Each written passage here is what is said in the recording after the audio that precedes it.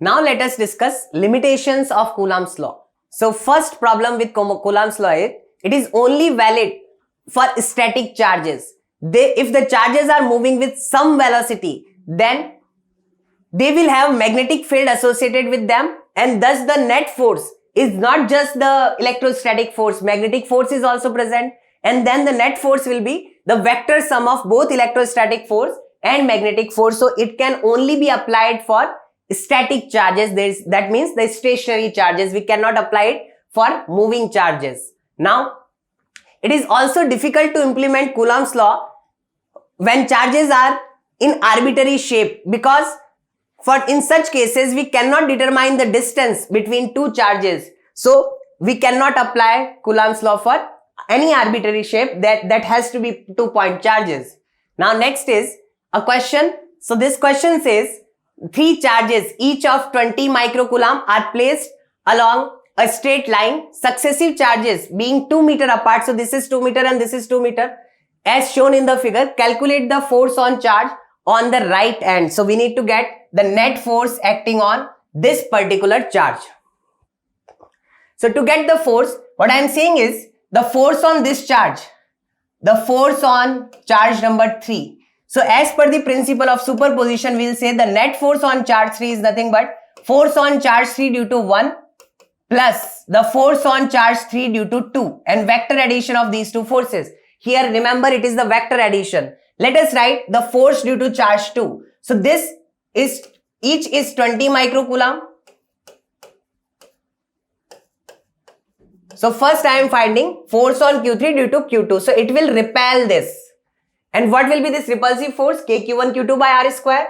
So KQ1, which is 20 microcoulomb, 20 into 10 raised to power minus 6. This is 20 microcoulomb. Q2 is also 20 microcoulomb. I am saying Q1 Q2 by R square. So by R square, which is 4. So this is the force which is repulsive force due to Q2. And if we say this Q1 will also repel Q3 in same direction.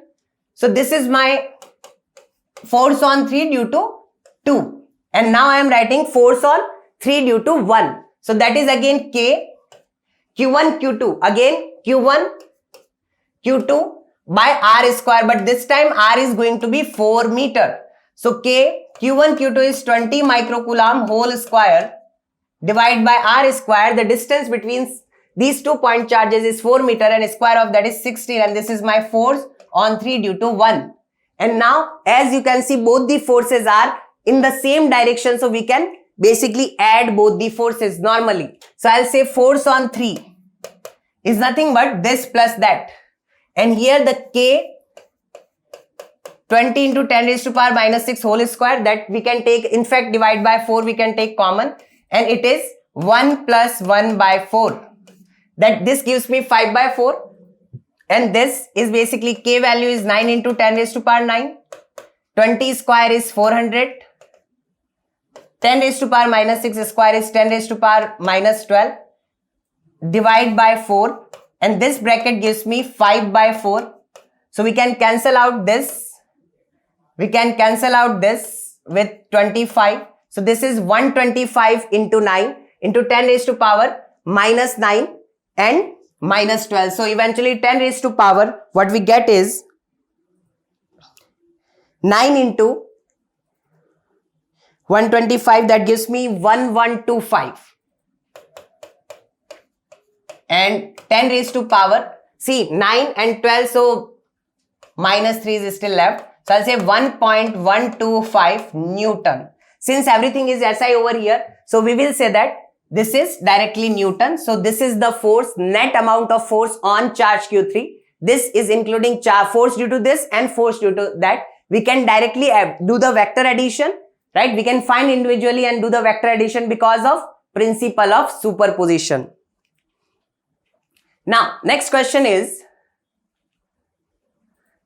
if the distance between two equal point charges is doubled and their individual charges are also doubled, what would happen to the force between them? So let us say that we have one charge as Q1, the other charge as Q2, and the distance between them as R.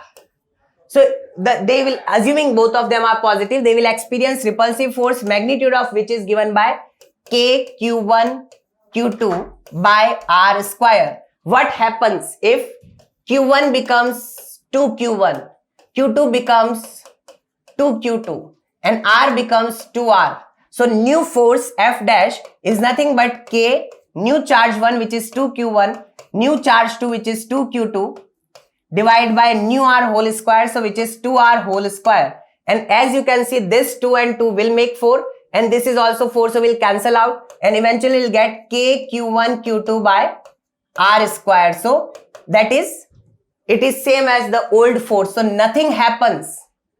So we will say that what would happen to the force between them? There will not be any change between the force which is acting in between them. Now, let us discuss electrostatic equilibrium. If we talk about equilibrium, how many types of equilibrium are there? So first, what is equilibrium? The point where the resultant force becomes zero is called the equilibrium position. Net force has to be zero. We have already discussed equilibrium in our mechanics. And if we say what are the types of equilibrium, there are three types of equilibrium: static equilibrium, stable equilibrium, unstable equilibrium, and neutral equilibrium. So what is stable equilibrium? So we'll say if the charge is initially in equilibrium position, so equilibrium is already there, so that's why it is a stable equilibrium, right? And when it is stable? When it is displaced by a small distance, if the charge tries to return back to the same equilibrium position, then we call that equilibrium as stable equilibrium. So if this is the position where the net force is zero, then this is the equilibrium position. When I displace it slightly and it tries to come back due to some or other force, then we will say this position is stable equilibrium. Next is unstable equilibrium. If the charge is displaced by a small distance from its equilibrium position and the charge basically has no tendency to return to the same equilibrium position and it tries to go away from the equilibrium position, then such an equilibrium position is called unstable equilibrium position. Again, let us say this is the equilibrium position where force is zero. You displace it over here, but some external force acts that way and it goes away from the equilibrium position, then we will say this is our unstable equilibrium. What about next equilibrium? Neutral equilibrium. Neutral equilibrium is basically that equilibrium where you displace it slightly and it neither tries to come back nor tries to go away. So that equilibrium is called neutral equilibrium. Now let us discuss electric field. So first is, what is electric field? If I say it is a region around the charge, okay, if there is any charge particle, then the region around that charge particle is called electric field, and where if another charge particle is placed, it experiences electrostatic force. So I will say that this is a region, and if I place a charge object which is having some charge, mass will definitely be associated, then it is experiencing some force. It is trying to go in that direction. It is due to that it is experiencing some force, and due to which it tries to move. Then I will say here there exists some electric field. Okay, there is an electric field present in this region. Who will be creating that field? The another charge.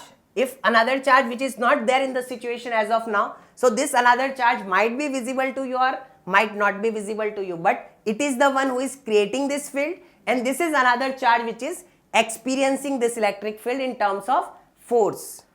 So now let us discuss how do you define your electric field. So the strength of electric field is nothing but it is called electric field intensity. And how do you define your electric field intensity? Electric field intensity at any point is equal to the electrostatic force experienced by a unit positive point charge, right? Both in magnitude and direction. So if you want to get, suppose there is some electric field present over here and you are putting Q charge, and now it is experiencing some force, and I am putting positive charge. You can't put the negative charge because it is mentioned in the question is equal to the unit positive point charge. So positive is important, right? Now force experienced by this is F. Then at this particular point, let us say this point is A, then you will say electric field intensity at point A is nothing but force experienced per unit charge. So F charge is experienced by Q charge.